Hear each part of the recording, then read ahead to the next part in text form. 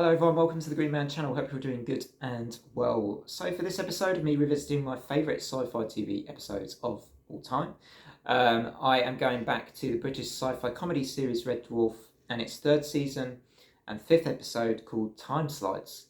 I could have chosen any number of Red Dwarf episodes for this. I mean, basically seasons 1 to 6, I think all the episodes in those series have laugh out loud moments in them. Some maybe a bit more than others, but for me, a lot of those episodes in all 6 of those series are just fantastic. They're brilliantly funny. I mean, I do think maybe you have to have a particular kind of humour to enjoy Red Dwarf. It is pretty off the wall, pretty abstract at times. It can be silly, but it's usually really also quite clever. The timing of, I think Red Dwarf, the actors and performances in it were always really great with timing. And I think the cast, from the commentaries I've watched on the episodes of the series I've seen on DVD, the cast would play off each other, they would compete with each other a lot. And I think that played right into the hands of this show, because that competitiveness, I think, brought out the best of the actors in the show. And, you know, I always kind of, Craig Charles and Chris Barry, Danny John Jules, Robert Llewellyn, I thought they just had this amazing kind of chemistry between them and you can hear that in the commentary. The commentary is the episodes on the DVD collection I have, and it's really good. So this episode I've chosen Timeslides. Essentially, this is quite an interesting concept that they introduced to this, and it's also, obviously it's a funny episode, is another reason I've chosen it. Of course it would be, it's one of the early episodes of Red Dwarf. But essentially Crichton develops these photographs and he projects them and realises they can become live photographs, and the crew of Red Dwarf can therefore walk inside the photographs. It's really interesting, and they can't go outside the photo frames, they're stuck inside the photo itself. But this allows, sort of in a way, a bit of time travel. Lister decides that with his privilege of being able to walk inside photographs, he's going to try and change his own life, because he's super unhappy about his life. He hates his life. He hates being stuck. He says at the start of the episode he's sick of it all. And there's a funny scene actually at the very beginning with the cat trying to persuade Lister that, you know, he just needs to change the game they're playing, because they're playing table golf, and then he offers to play junior angler. There's actually a good line, I think, where Dave Lister then says, "Oh no, I want to meet, I want to go out, I want to meet women, I want to make love," or something like that, you know. And then Cat replies, "Well, junior angler is the best you're going to get out of me, buddy." And it's just such a brilliant line, superbly timed. And yeah, really, really great stuff.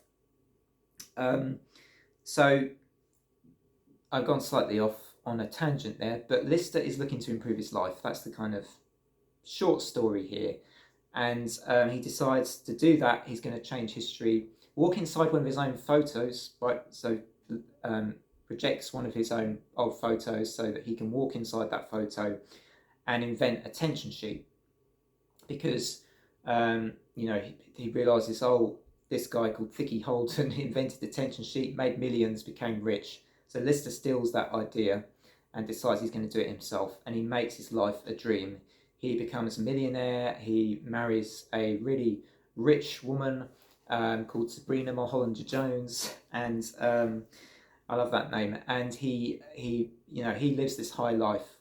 Rimmer's unhappy about this because it means he no longer has the company of Lister and the cat on the ship. And Crichton as well. He just has the company of Holly, the computer. So he wants to change that. He doesn't want that to happen. So he tries to go back and persuade Lister that he should be back on Red Dwarf, where he belongs. And there's a really funny scene where Rimmer interrupts Lister while he's having dinner with his wife, Sabrina Mulholland Jones. And Rimmer sort of says, "Look, Sabrina Mulholland Jones, model, best-selling novelist, international jet setter," or something like that. And then Lister simply replies to that by saying, "Yeah, she's my bird."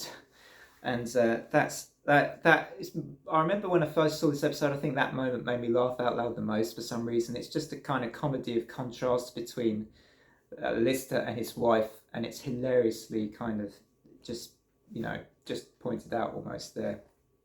And another couple of things I don't think I've spoken about yet is that in the scene where Lister walks into his old photographs and tells his younger self to invent a tension sheet, he walks into a photograph where this band called Smeg and the Heads are playing. Smeg is a word and it's used as a running joke in Red Dwarf. Smeghead is the sort of insult that they use, particularly for Rimmer.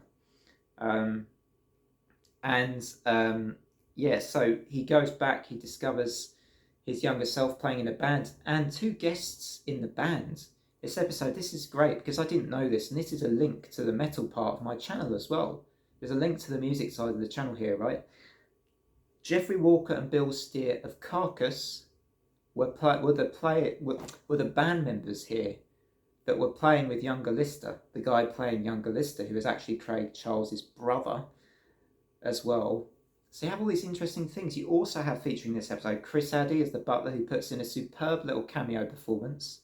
Ruby Wax as Blaze Falkenberger. Mark Steele is skier, I think, in one of the photographs as well, one of the slides. There's a lot of good moments in this episode, and it's very, very funny and very well done. Perhaps the part of the episode people may remember the most, though, is the very end, when Rimmer, in trying to change the timelines by walking into his own photograph and persuading, basically managing to revert pretty much everything to the way it was. I have to explain this. So Rimmer goes back and tries to explain to his younger self to create the tension sheet to make him a multi-millionaire.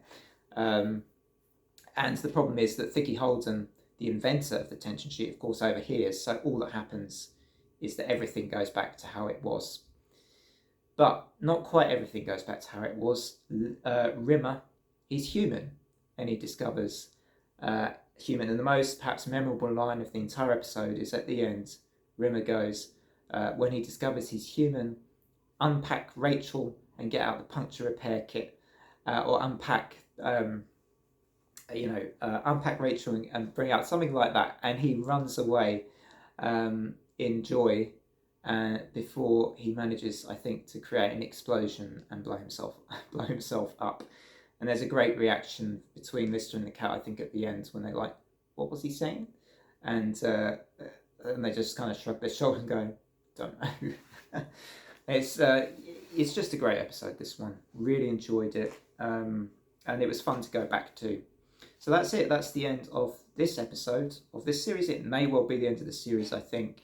I'm finding it difficult to sort of keep this series going, I think, as opposed to all the other series on the channel at the moment. It's also probably because, this is a sort of, it's one of the series I don't think is kind of maybe doing quite as well for the most part. So I'm probably going to shelf this for the time being, but I think I will come back to it when I rewatch some more episodes to cover for this part of the channel, because sci-fi is a part of the channel. What's coming up this weekend? I just want to cover that really quickly before I end the video. And we've got an album review coming up for maybe my most anticipated shoegaze release of the year, which is Always an album Blue Rev tomorrow. Really looking forward to that. Just genuinely looking forward to that. I loved Anti-Socialites.